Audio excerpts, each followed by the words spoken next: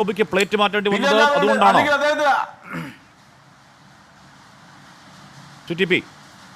ഞാനൊന്ന് സംസാരിച്ചോട്ടെ. നിസ്സംശയം പറയാം.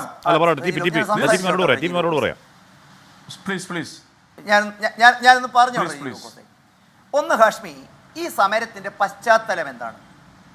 ഈ സമരത്തിന്റെ പോർമുഖത്ത് നിൽക്കുന്നവരുടെ ആവശ്യം എന്താണ്? അവരുടെ ആവശ്യത്തോട് ഞങ്ങൾ ഇവർക്കൊപ്പമാണ് എന്ന് പറയുന്ന പാർട്ടിയുടെ ഒരു ലോക്കൽ സെക്രട്ടറിയുടെ ശബ്ദ സന്ദേശമാണ് ആധികാരികമായിട്ട് തന്നെ 24 ന്യൂസ് പുറത്തുവിട്ടിരിക്കുന്നത്. ഇവർക്കൊപ്പമാണ് എന്ന് പറയുന്ന ലജി റൂക്കോസിൻ്റെ കർണപുടങ്ങളിൽ ഈ വാക്കുകൾ എത്തുമ്പോൾ ഇവരാർക്കൊപ്പമാണ് എന്ന് പറയുന്നു? ഹാഷ്മി, എൻ്റെ മുമ്പിലുണ്ട് 2016 ഇടതുപക്ഷ മുന്നണി പ്രസിദ്ധീകരിച്ച പ്രകടന പത്രിക. ഞാൻ CPIMൻ്റെ വെബ്സൈറ്റിൽ നിന്നും കോപ്പി ചെയ്തതാണ്. കഴിഞ്ഞ 2021 പ്രകടന പത്രികയിൽ അവർ പറയുന്നു 2016 ഞങ്ങൾ മുന്നോട്ട് വെച്ച 600-ൽ 580 ഞങ്ങൾ പാലിച്ചു. രാജ്യത്തെ ഏറ്റവും ഉയർന്ന മിനിമം കൂലി ലഭിക്കുന്ന സംസ്ഥാനമാണ് കേരളം. പ്രതിശീർഷ വരുമാനം ദേശീയ ശരാശരിയുടെ 150% കൂടുതലാണ്. കേരളത്തിൻ്റെ വികസന അനുഭവം ആഗോളതലത്തിൽ ചർച്ച ചെയ്യുകയാണ്. എന്നിട്ട് അവർ 45ാമത്തെ ഹെഡിങ്ങിൽ, ഒരുപക്ഷെ റെജി ലൂക്കോസിൻ്റെ മുമ്പിൽ ഉണ്ടാകും, സാമൂഹ്യ സുരക്ഷ എന്ന ഹെഡിങ്ങിൽ അവർ പറയുന്നു സാമൂഹ്യ പെൻഷനുകൾ ഘട്ടം ഘട്ടമായി 2500 രൂപയായി ഉയർത്തും. അംഗനവാടി ആശാ വർക്കർമാർ, റിസോഴ്സ് അധ്യാപകർ, പാചക തൊഴിലാളികൾ, കുടുംബശ്രീ ജീവനക്കാർ, പ്രീ പ്രൈമറി അധ്യാപകർ, NHM ജീവനക്കാർ, സ്കൂൾ സോഷ്യൽ കൗൺസിലർമാർ തുടങ്ങി എല്ലാ സ്കീം വർക്കേഴ്സിൻ്റെയും ആനുകൂല്യങ്ങൾ കാലോചിതമായി ഉയർത്തും. മിനിമം കൂലി 700 രൂപയാക്കും എന്ന് തുടങ്ങിയവർ പറയുന്നു. ഞാൻ ചോദിക്കട്ടെ, കേന്ദ്ര ഗവൺമെൻറ്റാണ് ഇത് ചെയ്യേണ്ടതെങ്കിൽ എന്തിനാണ് റെജി ലൂക്കോസ് 2016-ലെയും 2021-ലെയും ഒരുപാട് പറഞ്ഞു പഴകിയ വാദമല്ലേ ടി പി ചെയ്യുന്നത്? ഒരുപാട് പറഞ്ഞു പഴകിയ വാദമല്ലേ? ഇപ്പോൾ ഈ സുരേഷ് ഗോപിയുടെ പ്ലേറ്റ് മാറ്റത്തിന്റെ കാരണം എന്താണ്?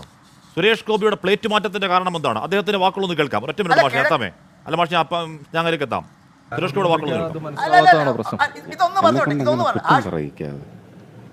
ഞാൻ അന്നും കുറ്റം പറഞ്ഞില്ലല്ലോ. നിങ്ങൾ തന്നെ ഷൂട്ട് ചെയ്ത് വെച്ചിരിക്കുന്ന ടെക്സ്റ്റ് എടുത്ത് നോക്കി. ഞാൻ എന്താ പറഞ്ഞത്? ഒരു സർക്കാരിനൊരു തീരുമാനം എടുക്കണമെങ്കിൽ കേരള സർക്കാരിൻ്റെ സാമ്പത്തിക പരാധീനതകൾ എന്താണെന്ന് എനിക്ക് നന്നായിട്ടറിയാം.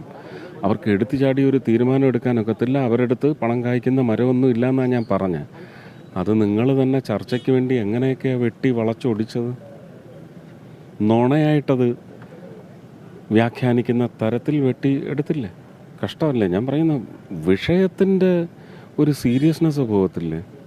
നിങ്ങളത് മൂല്യമുള്ള ഒരു വിഷയമാണെന്ന് കണ്ടെത്തിയെങ്കിൽ ആ മൂല്യം തകർക്കാൻ വേണ്ടി സുരേഷ് ഗോപി പറഞ്ഞത് സംസ്ഥാന സർക്കാരിന്റെ പക്കൽ പണം കായ്ക്കുന്ന മരമൊന്നുമില്ല. സംസ്ഥാന സർക്കാരിന്റെ സാമ്പത്തിക പരാധീനത എനിക്ക് മനസ്സിലാകും. ആർക്ക് മനസ്സിലാകും? സുരേഷ് ഗോപിക്ക് മനസ്സിലാകും. ആരോഗ്യമന്ത്രിയെ കുറ്റപ്പെടുത്താനുമില്ല.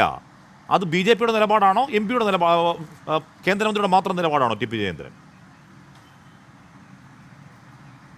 അല്ല, നിങ്ങൾ ആദ്യം ചോദിച്ച ചോദ്യത്തിൻ്റെ ഉത്തരം ഞാൻ പറയാൻ തുടങ്ങുന്നതിൻ്റെ ഇടയ്ക്ക് എന്നോട് അകാരണമായി പ്രോഗ്രാം ചെയ്ത് വെച്ചതാണോ ഈ ചോദ്യം? താങ്കൾ എന്നോട് ചോദിച്ച ചോദ്യം വേണം. നിരവധി തവണ പാടി പറഞ്ഞതല്ലേ സൂര്യൻ കിഴക്ക് ഭാഗത്താണ് ഉദിക്കുന്നത് എന്ന് ഒരുപാട് പറഞ്ഞതാണ് കാശ്മീർ. അതിനിന്നും പ്രസക്തിയില്ലേ? ഈ ആശാ വർക്കർമാർ ഈ സമരവുമായി ബന്ധപ്പെട്ട് അവരെന്താണ് അവരുടെ ആവശ്യം? അവരുടെ ഓണറേറിയം കൂട്ടണം, അവരുടെ ഇൻസെൻറ്റീവും കൂട്ടണം. കേരള ഗവൺമെൻറ് കൊടുത്ത ഉറപ്പ് അവർക്ക് പാലിക്കണം. കേന്ദ്ര ആരോഗ്യമന്ത്രിയുടെ മുമ്പാകെ സുരേഷ് ഗോപി പോയപ്പോൾ എന്തു പറഞ്ഞു?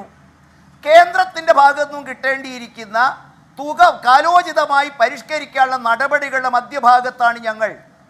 അത് കാലോചിതമായി പരിഷ്കരിക്കും, അത് ഏറ്റവും പെട്ടെന്ന് അവർക്ക് നൽകും.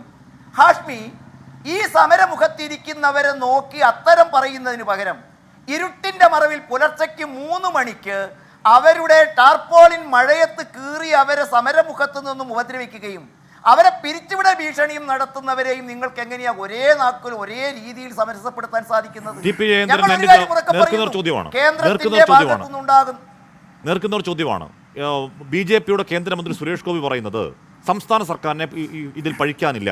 അതിന് കാരണം എന്താണ്? സംസ്ഥാന സർക്കാരിന് സാമ്പത്തിക പരാധീനത ഒരു കേന്ദ്രമന്ത്രിക്ക് നന്നായി അറിയാം. അവരുടെ പക്കൽ ഉരുത്തി മരമുലുത്തി ഇടാൻ അത്തരത്തിലുള്ള റിസോഴ്സ് ഒന്നും സംസ്ഥാന സർക്കാരിൻ്റെ കയ്യിലില്ല. സമയമെടുക്കും, കാത്തിരിക്കൂ എന്ന് പറയുന്നത് CPM മാത്രമല്ല, CPM അല്ല, സുരേഷ് ഗോപിയാണ് പറയുന്നത്, നിങ്ങളുടെ കേന്ദ്രമന്ത്രി. അത് BJPയുടെ നിലപാടാണോ ടി പി ജയേന്ദ്രൻ? ഹാഷ്മി, പച്ച മലയാളത്തിൽ ഇതിനേക്കാൾ വ്യക്തമായിട്ട് കേരള BJP-യുടെ അധ്യക്ഷൻ ഇന്നലെ വളരെ വ്യക്തമായിട്ട് ഇതിനേക്കാൾ മനോഹരമായിട്ട് പറഞ്ഞില്ലേ? കേരളത്തിന്റെ കയ്യിൽ പണമില്ല, കേരളത്തിന്റെ വികസനം എന്ന് പറയുന്നത് ആഗോള ചർച്ച ചെയ്യുന്നതല്ല, ഇവിടെ പണമില്ല, ഞങ്ങൾ പരാജയമാണെന്ന് തുറന്നു പറയൂ. അതിനെന്തിനാ മടിക്കുന്നേ? പറഞ്ഞല്ലോ. ഇതാരാണ് ഹാഷ്മി കൊടുക്കേണ്ടത്? കേന്ദ്രം കൊടുക്കേണ്ടത് കേന്ദ്രം കൊടുക്കും, സംസ്ഥാനം കൊടുക്കേണ്ടത് സംസ്ഥാനം കൊടുക്കും. അതല്ല, കേന്ദ്രം കൊടുക്കേണ്ടതും സംസ്ഥാനം കൊടുക്കേണ്ടതും കേന്ദ്രമാണ് കൊടുക്കേണ്ടതെങ്കിൽ ഇവിടെ 10-21 മന്ത്രിമാരെയും വെച്ച് ഇവർ ഭരിക്കണം, ഇവർക്ക് ഇറങ്ങിപ്പോയാൽ പോരെ? ശരി, ഞാൻ അങ്ങനെയൊക്കെ കേന്ദ്രമന്ത്രി രാജീവ് ചന്ദ്രശേഖരൻ സംശയം